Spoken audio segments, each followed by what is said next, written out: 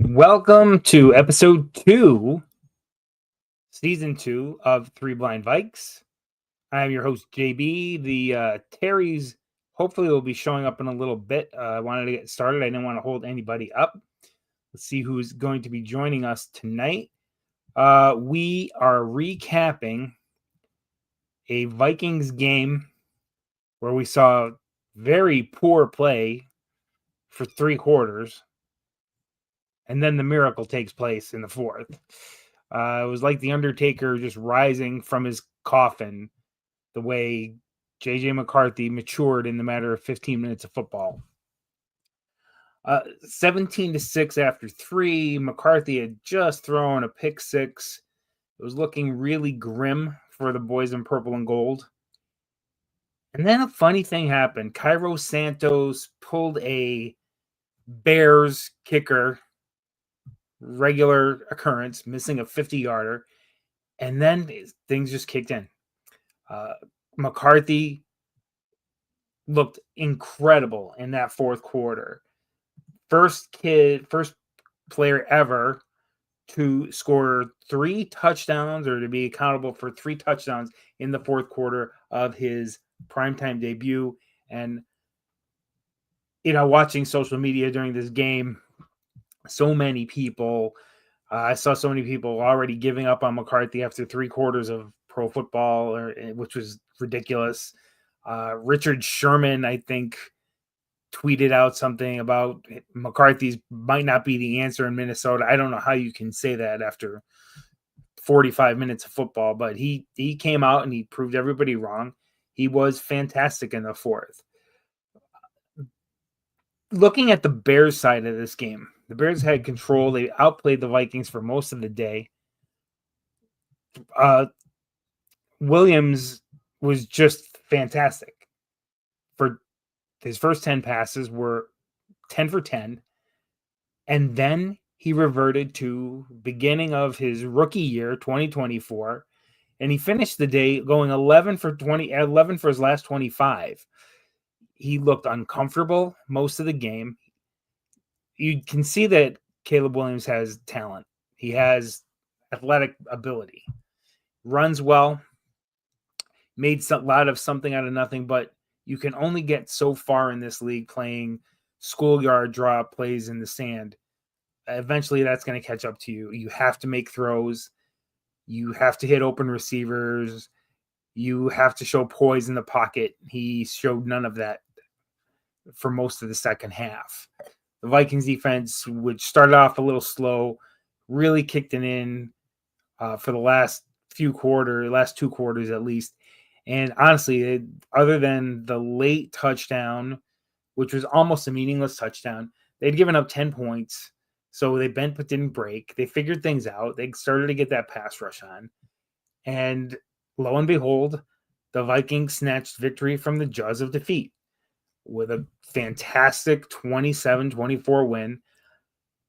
You have to give Kevin O'Connell a lot of credit. His coaching or his play scheme, game plan for the first 3 quarters, I wasn't crazy about, but he also figured it out. And maybe it's a little bit of McCarthy. McCarthy has moxie.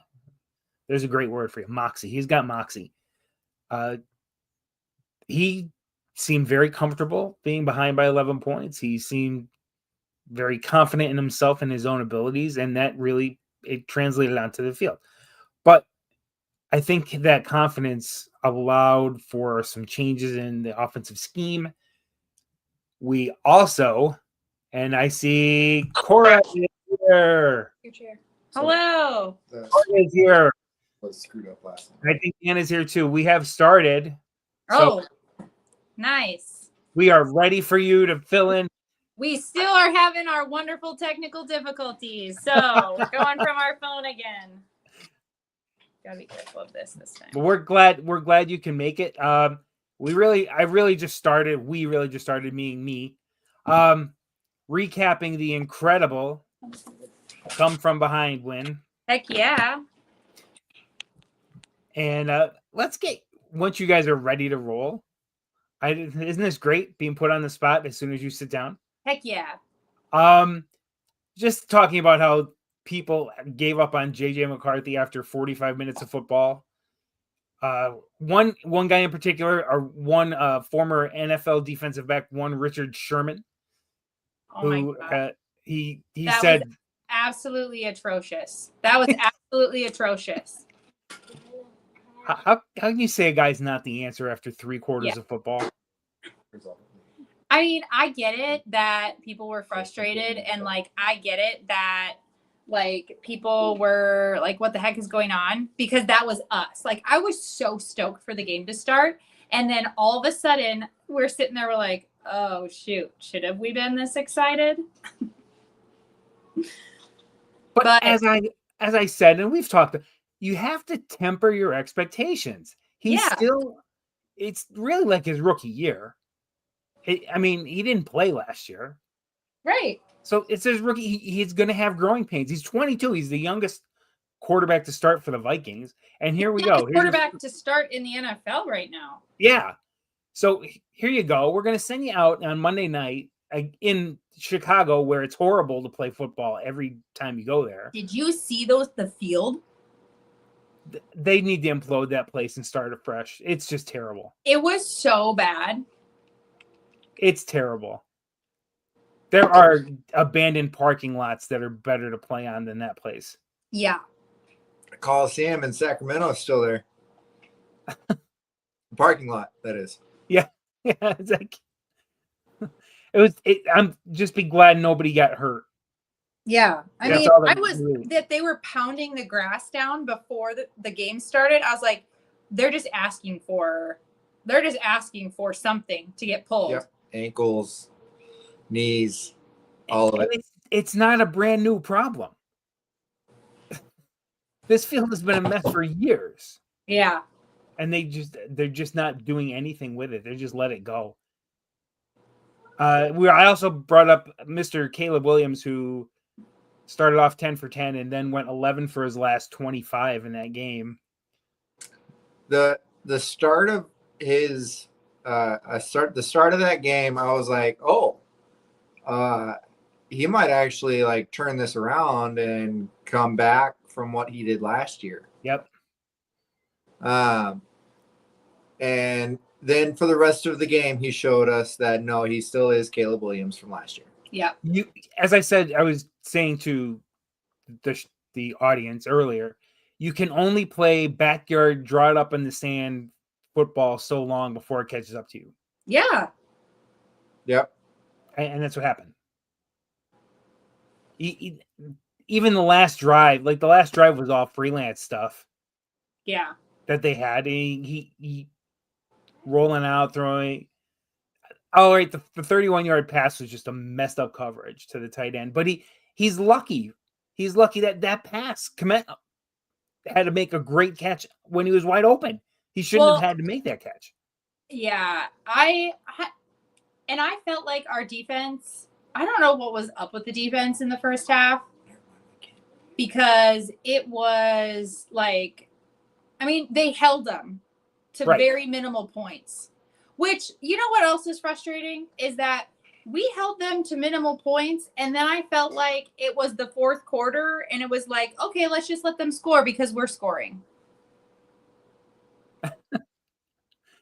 Well, that only happened. We have to make it a little exciting. And that's what the Vikings do. They get this 2-score lead late and they have to do something up to make you sit there and watch to the end. Yeah, they don't need to do that though. No, they just prefer to. I don't know why. As an outsider coming in here, it doesn't make a whole lot of sense to me. I think Beeflo tends to take his foot off the gas because he fears that if he keeps playing that pressure D, someone's going to get loose and you're going to give up a quick score. Yeah. Well, if you notice, he didn't start playing that high pressure defense during that 10 for 10 run there by Caleb Williams. No. He was not under pressure. Nope, not at all. And anytime they got any pressure on him, he broke contain. There was nobody in the middle of the field and he had plenty of room to run. Yep. It took a while to get it figured out. But they did. They got it figured out. And that there's a lot to be said for not playing your best game, falling behind by 11 with a rookie quarterback on the field who had just thrown a pick six. Yeah. And putting up 21 unanswered in the fourth to hold on to get a 27-24 win. And another props to KOC telling Ty Chandler, hey, keep your eyes on me when you catch the kickoff. I'm going to tell you what to do here. That was such a huge move to come out of the end zone to get the clock under 2 minutes. Oh my gosh. So they didn't get that extra stoppage, and that was the important part of the whole game. Yeah, that was huge. I mean, it would have been great if like we could have finished the drive and like, you know, like just taken the knee the rest of the way. Yeah. But there's, again, that's another one of those, what do? They only had one timeout left. So you want to take off as much time as you can. They know you're going to just run the ball. So they're all 8 in the box, probably even more than that. And if you throw and you throw an incompletion, you just gave them that timeout that they didn't have. And instead of having 9 seconds to drive to get a tying field goal, they would have had maybe 39. And that's a big difference. Yeah, it is. So I understand what they were doing. I didn't expect a first down. It was going to take just some massive great blocks and a running back busting through to get the first down. And you just didn't see that happening. Yeah, I had calculated in my head that we were going to be punting with about 15 seconds to go. And it was going to, all I wanted Wright to do was not let anybody return that kick. That was my only concern, was that he was going to kick a low liner and it was going to get brought all the way back, or at least deep enough to kick the field goal. But he did his job. And in the end, we hold on and we win the opener, a game that, again, we snatched victory from the jaws of defeat. I don't think anyone thought we would come back and win that one. No, I didn't. I'm not going to lie. You know, I didn't see it happening. But then Cairo Santos happened. Right. And when he missed the 50-yarder, because that would have put him up by 2 touchdowns. I think then it might have been like, you know, full up to 10s, but maybe not. Yeah. But it would have been it felt like it would have been harder to come back from 14 than 11, which doesn't make any sense. And then all of a sudden it just started to click. And you know why it started to click? As I pat myself on the back? Jordan Mason is why it started to click. I agree. Yep. They let him loose. He had in the fourth quarter 53 yards on 9 carries in the fourth quarter. That just opened things up so much. Receivers were open. There was more time to throw. McCarthy goes 6 for 8 for 87 yards in the fourth. Everything started to click when they started to use Jordan Mason more. And yeah, that's fair. Yeah. I feel like they did use him in the beginning. I just feel like, what was it Aaron Jones said that JJ said in the huddle after he threw the interception while they were still losing? He's just like, guys, where would you rather be? Like, would you rather be anywhere else but here? And they're like, no, let's go. Yeah, he borrowed that from Marv Levy, which I thought was very cool, living in Western New York. Yeah. But just here's this 22-year-old kid telling all these guys, like, almost like, hey, this is football. It's supposed to be fun. Let's go. Yeah. And they did. It was great. It was a great, great first game. I stayed up way too late watching post game. I was dead at work, but it was still worth it. I was like watching highlights all evening or all day on Tuesday. Like, it was just, I got stuff done, but like I didn't feel like I got anything done. Yeah, I was in the days all day. It was good days, though. It was a good days. Hey, we should pick our 3 stars of the game. Let's do it. Ladies first. I'm gonna go Eric Wilson. I thought you might go Eric Wilson. You went off on Eric Wilson. And that's a good choice. I'm picking him because he took over for Cashman when Cashman went out. I was a big, super, super big on his signing to begin with because I really loved him back when we had him on the team with Barr and Kendricks. Yep. And it just was kind of like one of those like cap hit kind of things. And, we just have to let him go, let all of the Zim era go. And I'm really glad that he was brought back in. And I was very glad to see that he also was then like as effective as I wanted him to be. Including a block punt, which was yes. great, right? Yes. So I'm going with Mr. Eric Wilson. And I was so hyped on him last week too that it just makes me feel so much better that he's my star. He's your star. Yep.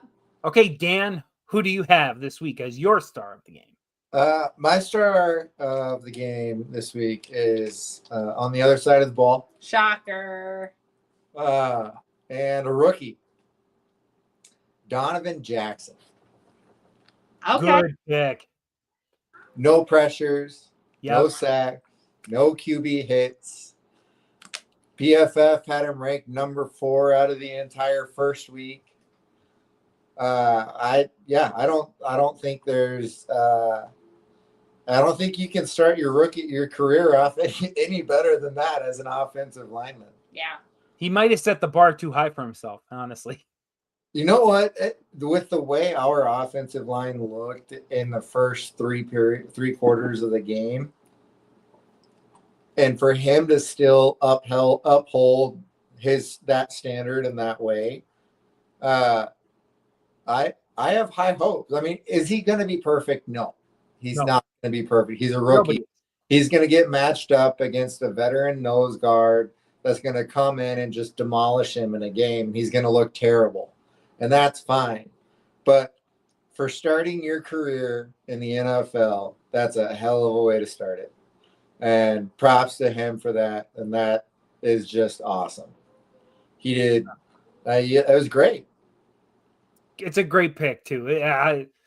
Those offensive linemen often get lost when you're looking at stars of the game. So props to you for noticing what he did in that game and how important it was to the win.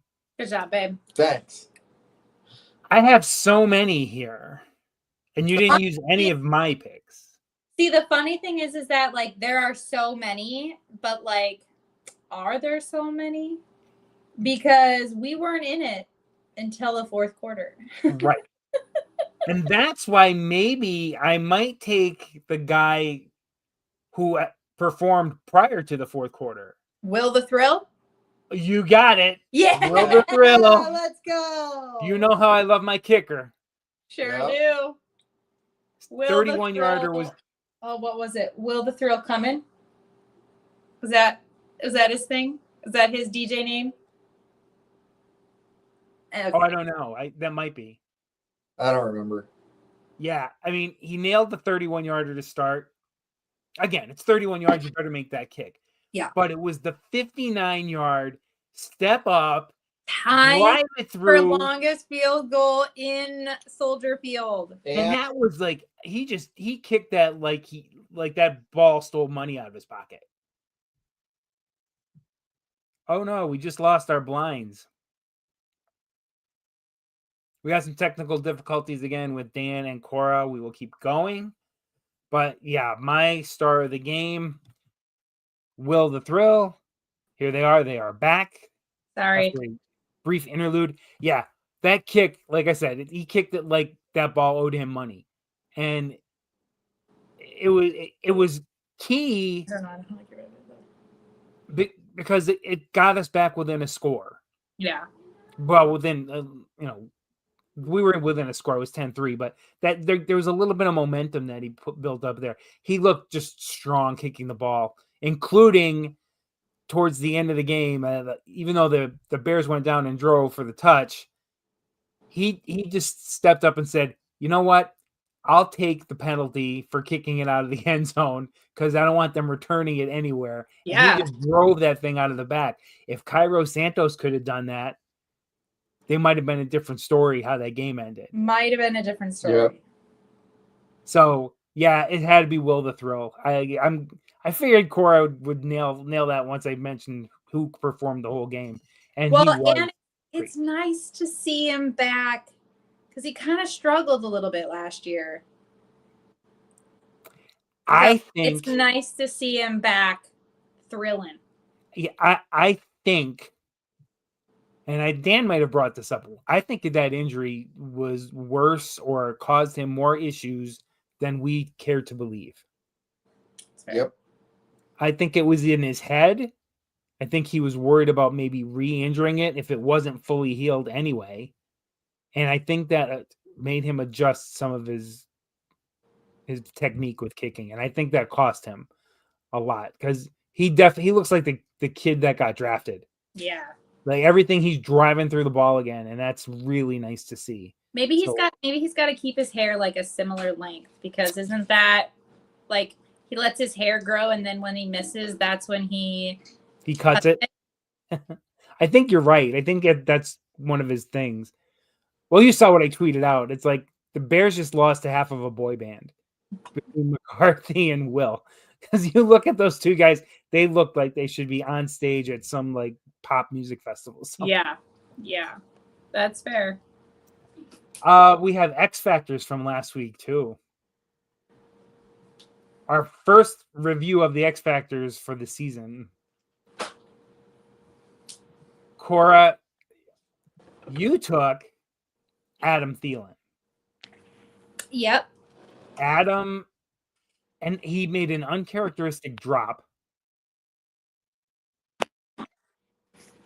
Sorry. That's okay. He had an uncharacteristic drop, but he did catch the 2-pointer. And it looked like Adam of old. Okay. But I don't think he was an X factor in the game. No, he was not. It was nice to see him back and he was there and all, but like that's kind of it. He was just there. He blocked well though. He did. He made some nice blocks. I'll give him that. Like he's always been a good blocker. So yep. He did some things, but I can't say he was an X factor. No. Dan, you took TJ Hawkinson. Yeah, I also not an X factor. Yeah, him and Thielen were around the same page. Although Hawkinson did block for JJ, so he led the way on that touchdown. JJ might not have gotten his touchdown. Yeah. He led the way on the touchdown. He had 3 catches for 15 yards. Nothing spectacular. But the passing game really didn't open up until the fourth quarter anyway. And Aaron Jones had the long touchdown pass. So that's not something you'd expect. As a matter of fact, Jones drew the big pass interference penalty in the first half. Yep. On a route where they split him out. So that's an interesting look for the Vikings to use Aaron Jones and split him out. I like it though. Yeah, it's great. Let's see. Who did I pick for my X Factor this week? Oh, yeah. I forgot. I think we just skipped this week. Yeah. I think it was Jordan Mason. Oh, no. I don't know. He ran the ball, sometimes. 68 yards. He ran pretty well. 15 carries, 68 yards, over 4 yards a pop. And he had 53 yards in the fourth quarter alone. He made some really tough runs. He ran through contact. I don't know what his yards after contact were, but they seemed pretty good. I think he could be a difference maker as the season goes on if they use him more. Yeah. 100%. One thing I was happily surprised at, but I think maybe I just didn't see any of it with him, was his ability to help protect the pocket and help protect JJ.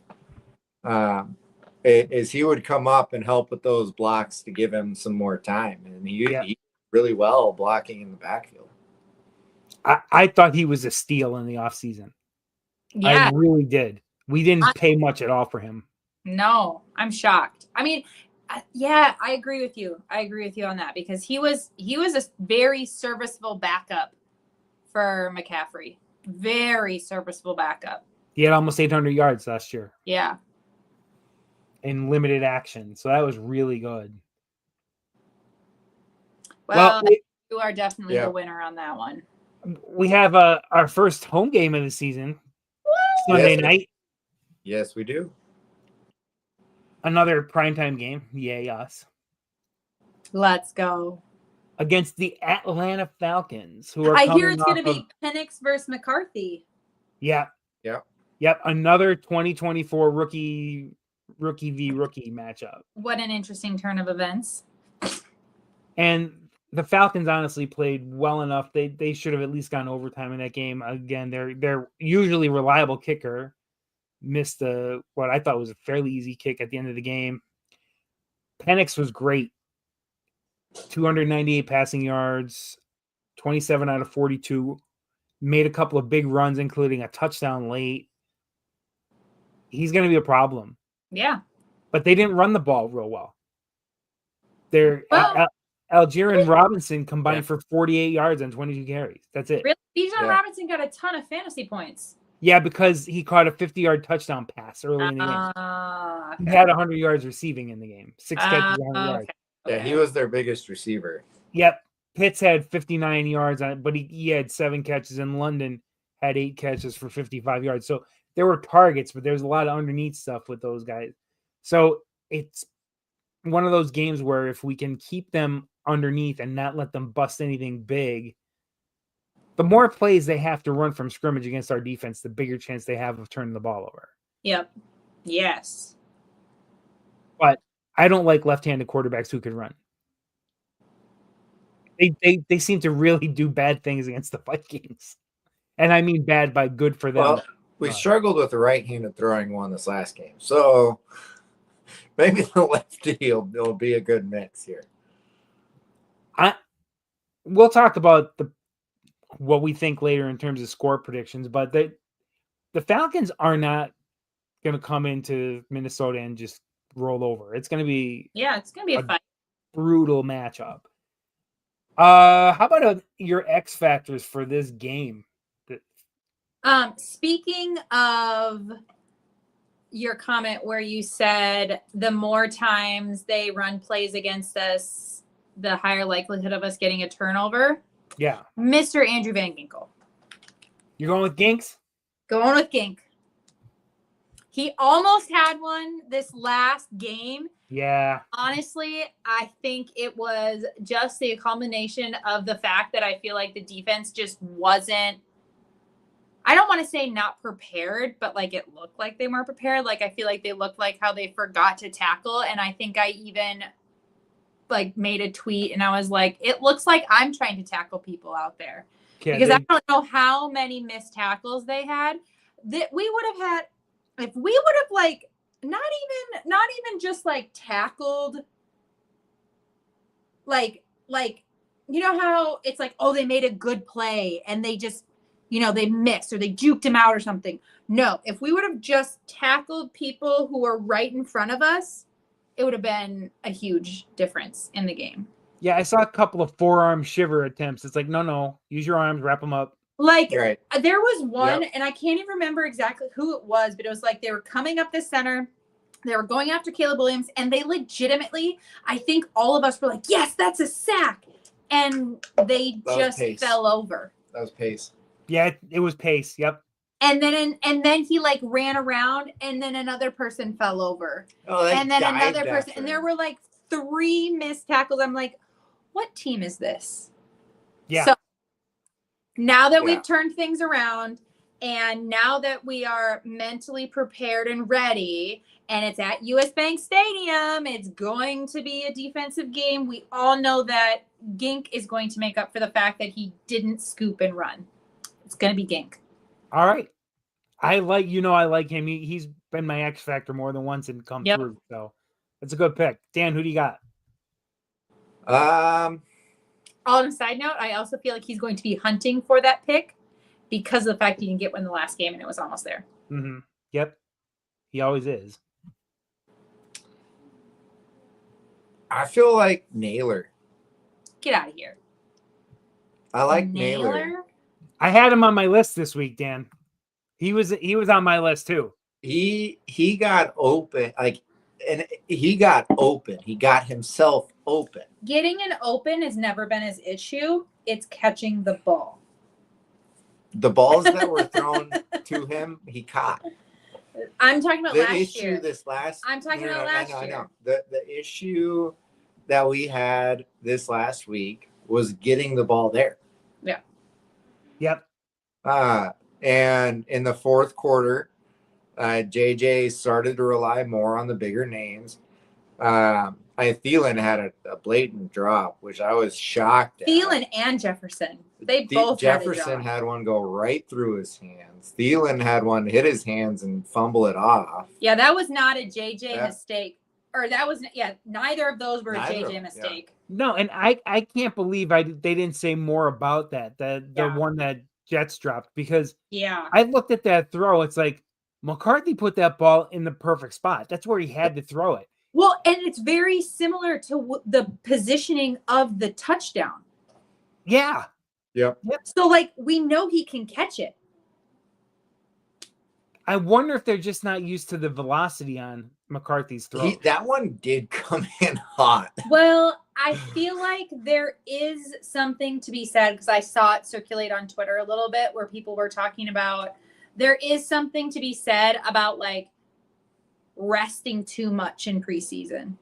Yeah. Because, like, you call it rusty. Practices and preseason games, while they're preseason games, there is a difference between them, and you're not going to get the same game reps in a practice as you would in a preseason game. Yep. And they're still not going to be the same as a normal season game, but it felt like the whole first 3 quarters, like, the offensive line wasn't super cohesive all the time.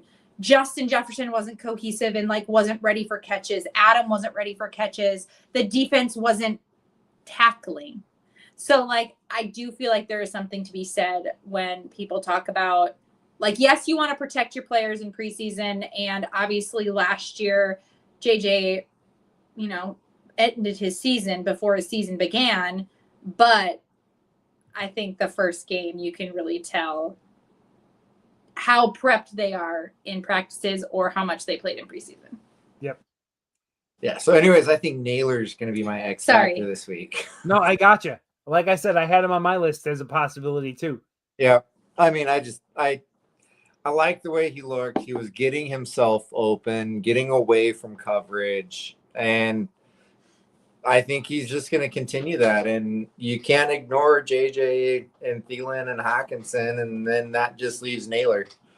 So I think he's going to play a larger factor in this. I wouldn't be surprised if you were dead on and that's the winner this week. My pick. What you got? Murph. It's got to be. I'm going with Murph this week. Okay. I like it. I didn't see enough good out of him on Monday. Yeah. He's too good for a mediocre game like that. Yeah. That looked like a preseason game for him. Yeah. It didn't look like a regular season. He didn't look like he was in regular season flow. No, he looked lost out there a lot. I know he's better than that.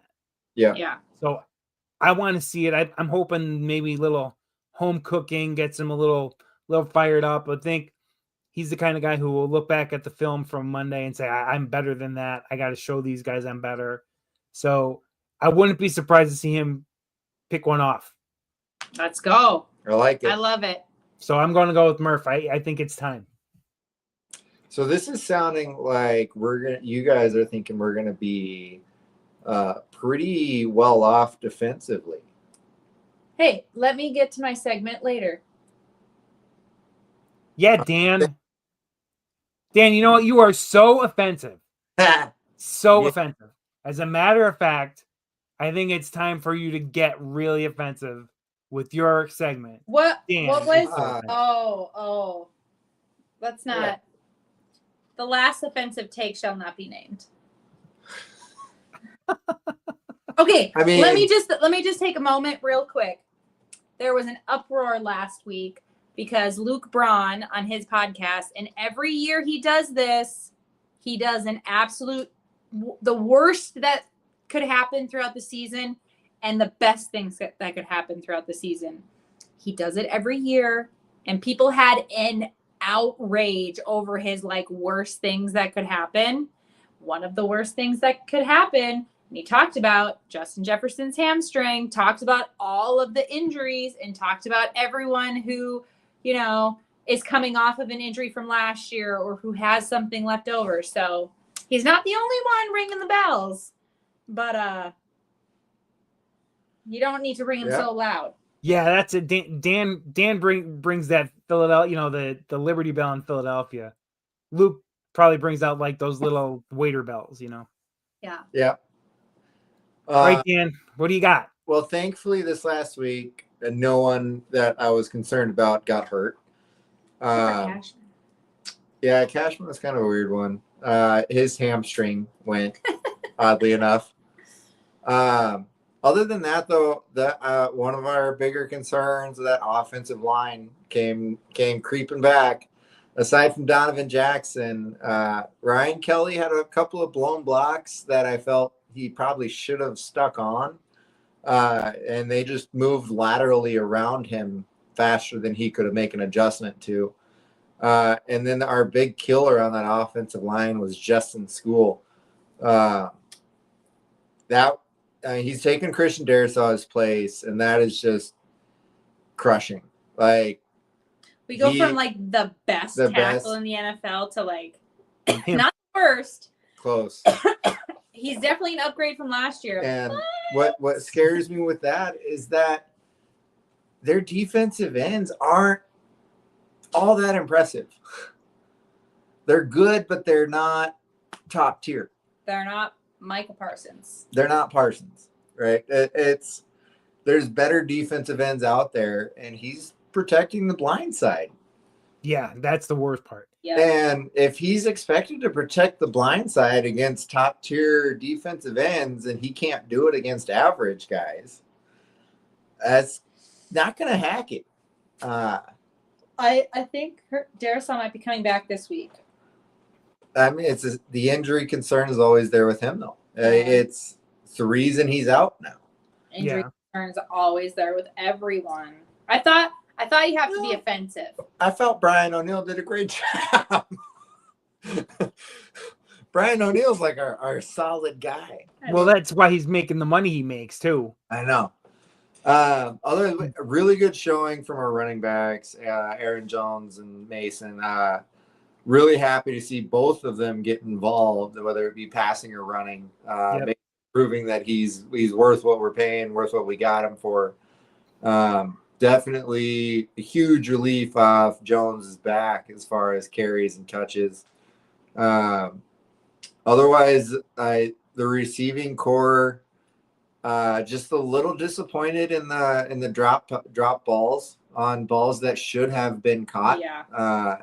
Not, you don't have to make an amazing catch to catch these. It's just these balls are through your hands or in your hands, and you're dropping them. And it's like, those ones are ones you got to hold on to. Those ones are ones you got to have. I feel like if Justin or Adam would have caught their ball, it would have been a different conversation and less of a meltdown in the first three quarters. Yeah, they were key points of the game when they were dropped. Thielens was a first down. Yeah. And JJ's would have kept the drive alive that ended up in a field goal. So yeah, I think you're right in both counts. Otherwise, I don't. Maybe it was JJ in the fourth quarter doing JJ in the fourth quarter things, but they turned it around.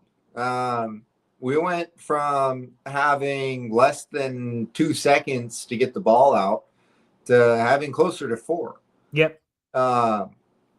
And the pressure off them, and they didn't change what they were doing defensively on the line. They did stunts and blitzes and mixed things up.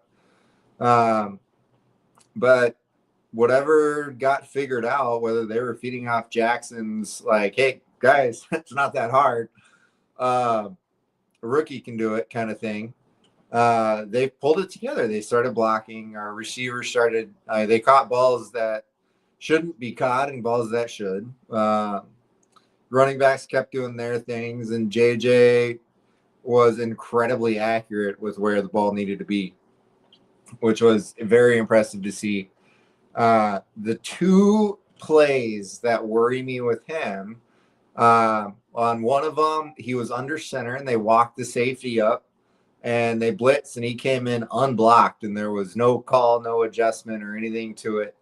No audible to try and put somebody in motion and get a chip block or anything to get extra time, and it ended up being a tackle for loss.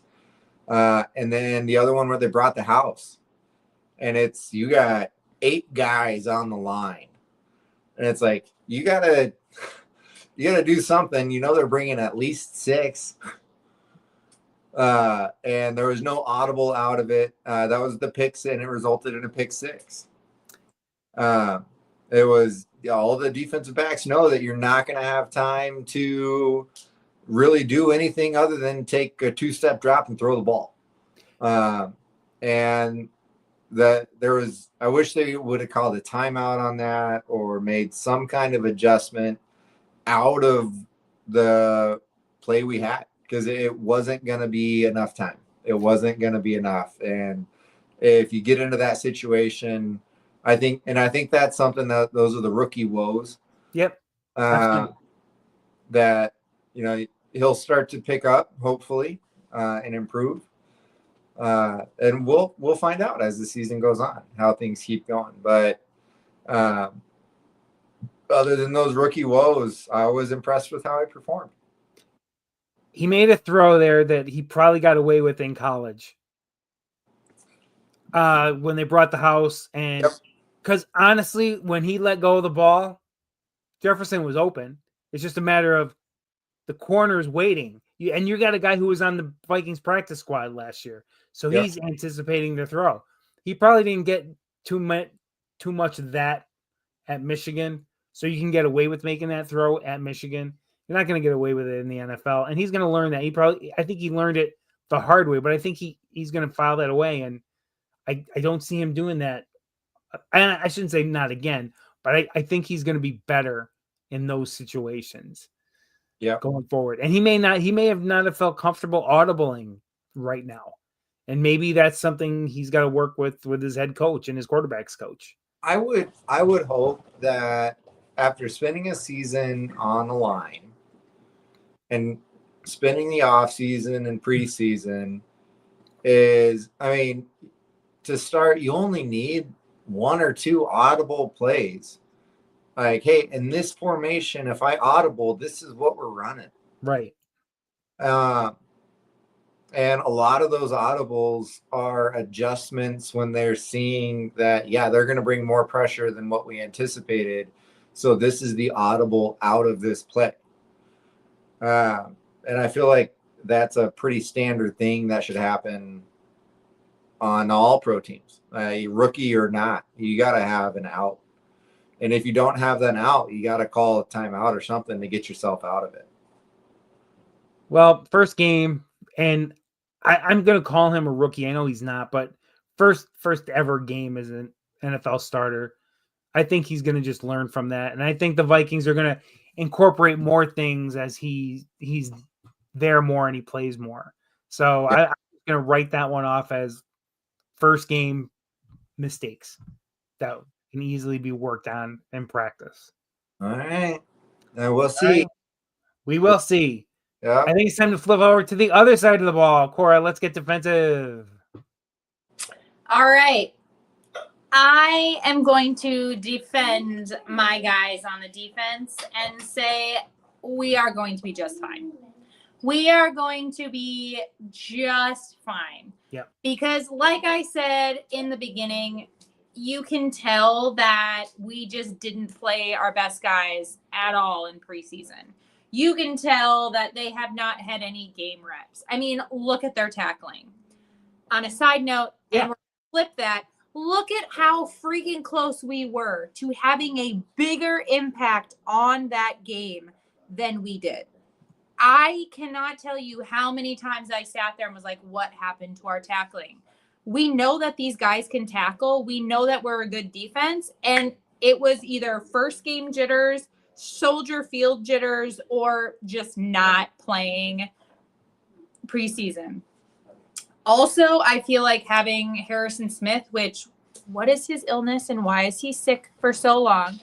Not having the captain and the anchor of the defense, not having him on the field or even travel was a really big deal. And I know that Josh Metellus is trying to step into that position, but honest to goodness, it is hard for anyone to take over that position. Like, I don't know what we're going to do when Harrison Smith is gone. So the fact that Harrison Smith was out, and I mean, not ironically, Cashman was also out, and Eric Wilson came in and stepped up. I think we're going to be just fine. We are going to be just fine. We came into our own. I would like to see them less of the bend, not break. And the cornerbacks do worry me with quarterbacks that are good. And we're going to be playing some of them. We are. And I think Penix is going to have a similar vibe as Williams and Jefferson, in the fact that, like, he's still fresh. He's still new. He's going to be making rookie mistakes because he didn't even play a whole year last year. No. So that's going to be in our advantage. And I think having those two quarterbacks in the beginning of the season against our defense, who's very raw, is going to be very helpful. Although it would have been super great to see them at full force. Just imagine how much we pick them apart with our defense. Skull, Barber. I think we're going to be just fine. Our defense is going to be just fine. Is that there were a lot of open receivers and passes that Williams overthrew. It is a bend, not break defense, right, and it frustrates me. Penix doesn't have that issue, and that's what that we know of. Me. That we know of, though. Penix is still brand new at this too. Yards. Right, but he didn't even play a full season. I know. Bo Nix had great games and stinker games last year. Yeah, his first one was a stinker this year. So, just saying. Penix hasn't played that rookie. I mean, he's not a rookie, but he's still sort of in that rookie vibe. Penix hasn't played at the bank yet. Yeah, and Penix hasn't played against really good defenses. Like, they were talking, I don't know specifics about plays, but as the game got going, when B-Flow started to get into his flow, they were like, this is cover 0 into cover 2 into cover 0, and then they rush everyone. Like, what are we doing here? So I think we're going to be just fine. Just remember what this defense did to CJ Stroud. Yeah. Crushed his soul. He's never been the same. He sat in the corner rocking and sucking his thumb after halftime. He's never been the same.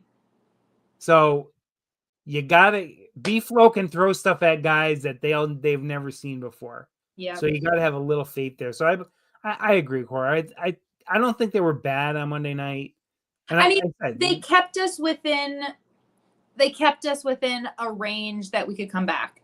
Yeah. They held them. It was a bend not break. They held them on things, and it could have been a lot worse. Absolutely. And it wasn't all Caleb Williams just overthrowing people either. They did make some plays. Hargrave got in his face a couple of times. Mm-hmm. Yeah. Something we didn't see a lot of last year. Yeah. I would like to see Dallas Turner get a little bit more spicy, but that's okay. He's got to start getting better soon. Yeah.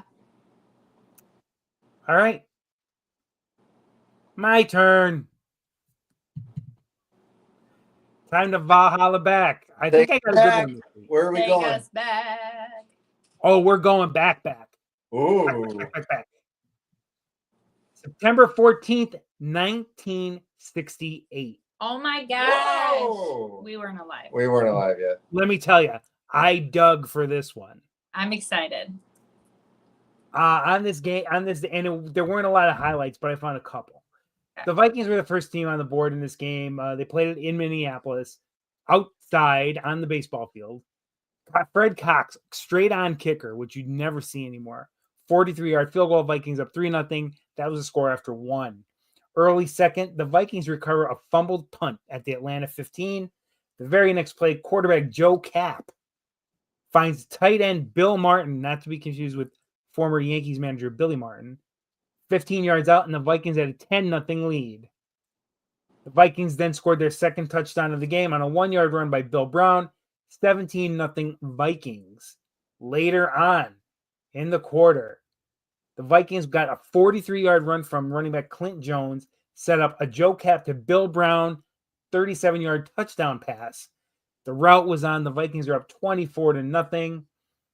They would score one more touchdown in the quarter. Joe Cap to Tom Hall, 21-yard strike. The Vikings were up 31-0 at the half. Let's go. The Falcons finally get on the board in the third quarter. Brendan McCarthy, not related to JJ, Maybe 1-yard run, cut the lead to 31-7, but this wasn't the Vikings versus the Colts. Vikings got a Fred Cox 35-yard field goal. Later in the third, they were up 34-7. In the fourth, Jim Lindsay from 2 yards out, the Vikings went up 40-7. And then Brown would score one more time, his second 1-yard run of the game. The Vikings go on to win this one 47-7.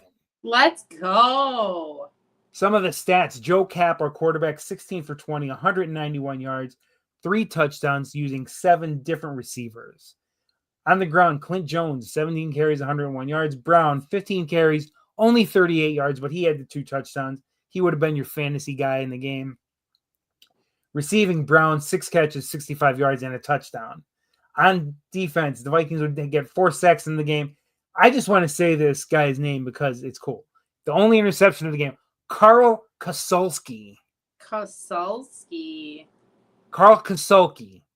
Viking Carl Kosulki, who I've never even heard of before, had the interception in the game. Why did I pick this game? It was a season opener. The NFL season opener played on a Saturday night. And it was the last time the Vikings won at home over the Falcons in a primetime game. Nice. That is our trip back, our Valhalla back for this. Valhalla. I wouldn't mind a good score separation like that again. That'd be great. To be up by 31 at the half and then just coast. Yeah. I'm all about it. Time to pick our scores for this week. Now, you guys picked pretty well last week. The Vikings did win. Cora had us winning by 5 in a 17-12 game. Dan had us winning by the field goal, 21-18.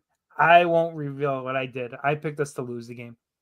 I said we were going to lose 24-16. I didn't know enough about what we had. And let me tell you, it looked like I might have been close to right after 3 quarters. I'm glad I was wrong. Right? After 3 quarters, that you were close.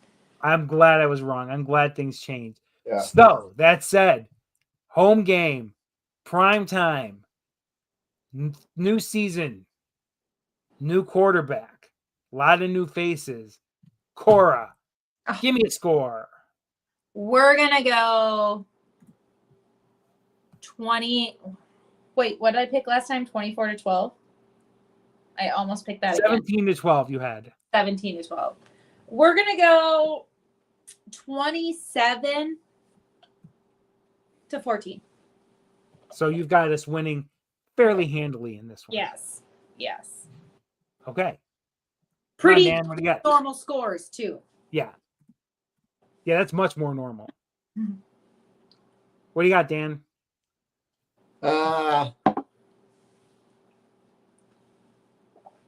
I'm thinking, Man,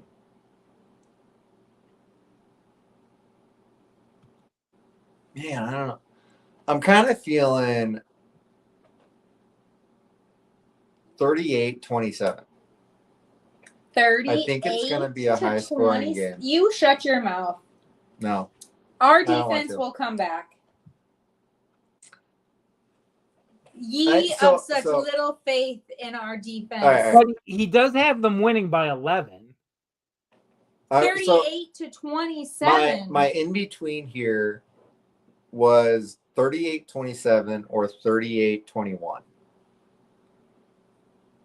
I was back and forth between those. Maybe it'll be 38-21 and it'll be one of those let's play prevent, run out the clock kind of things, and they get a nothing touchdown at the end. I was thinking they get a couple, like we play bend, don't break, and they get a couple more field goals. something to that effect.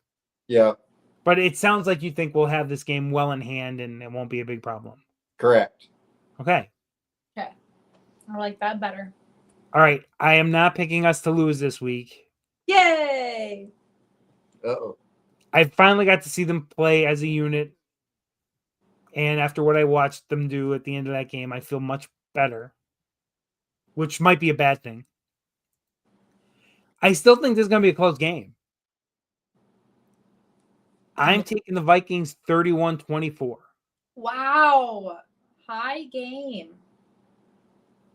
31-24. I think our offense will be better. I think the defense is going to be okay, but We're running off that fourth quarter high. yeah, I think Penix is going to get a couple of big plays with his legs where we get pressure on him, but he breaks contain kind of thing.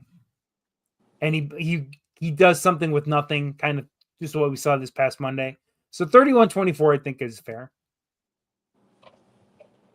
31. Score for Life Barber, 31-17. So he's almost in my ballpark. I think it sounds like we're gonna score a lot. Let's just go 38-0. There, perfect. Yeah. 47-7. 50. Wait, what's the highest scoring game? 50. I don't know. There was a 70-0 game. I thought the Dolphins just put up 70 points, I think, last year. Yeah, they scored like almost scored the highest, but like they needed a field goal and they didn't kick it or something like that. Yeah. I think there was a 73-0 game in the NFC Championship. Ooh, many I like years ago. that. The crowd will be the X factor. I think the crowd's going to be freaking electric. Barbara, we're not allowed to pick the fans or coaches this year in the X Factors, though. I think him as a viewer, he's more than welcome to pick the crowd. He is. As a viewer, we are not. He is not subject to our rules. Mm-hmm. Correct. I think the fans are going to be electric. I mean, after the fact that JJ, like everyone loves him now. I mean, they loved him before, but like now that he's actually like won us a game. I don't think Richard Sherman loves him, though. Screw that guy. I was calling him Dickie on the internet and on Twitter, so you know how I feel about it. How was Richard Sherman's first 3 quarters of any NFL football game he played? Like, how were his first 3 quarters of his first year ever playing? I don't know, but he probably I'd like to know. But he wasn't involved on every snap on defense. Or, well, I mean, if they don't throw at you or go towards you, you're not involved. Whereas your quarterback is literally involved on every snap. I feel like if he wasn't perfect for his first 3 quarters, he should not be throwing rocks. Oh, let's go. What did it say? Barber's going to be at the game from Virginia. He's going to be at the game from Virginia. Oh, heck yeah. That's awesome. Nice. That's sweet. Well, I think we're going to bypass the question for the second week in a row. That's okay. We keep Once going. we get to because my segment's no longer limited to 2 minutes. That's true. Once we get to an hour in our regular, we can't go there because you know what happens with us when we start talking that question. Yeah. Usually it's food and then it just goes off the rails. If we're beyond 45 minutes at this point, we will not be doing that question. But we have it in case. We always have it available. But yeah, because we need 15 minutes to go over the meaningless question that everybody seems to really like to talk about. We'll get there eventually, but there's a lot to talk about. You know, there with is. The team, which and is we're good. excited. It's good. It's good. We have a lot to talk about with the team. All right. We've put our hour in. We fought through technical difficulties for the second week in a row. We fought through 3 bad quarters of football to still be 1-0, so that's a good thing. We are. And we will be back next week, 9:15 Eastern, 8:15 Central, 6:15 out where Coda is. What is the C? Is this the C? I don't know. This is And hopefully, we'll be talking about our second win of the season. All right, guys, this is always fun. Always a good time. I've got to Lead us out. Skull. Skull. Skull. Skull. Skull. See you guys next week. Skull. Skull. Skull. Skull. Skull.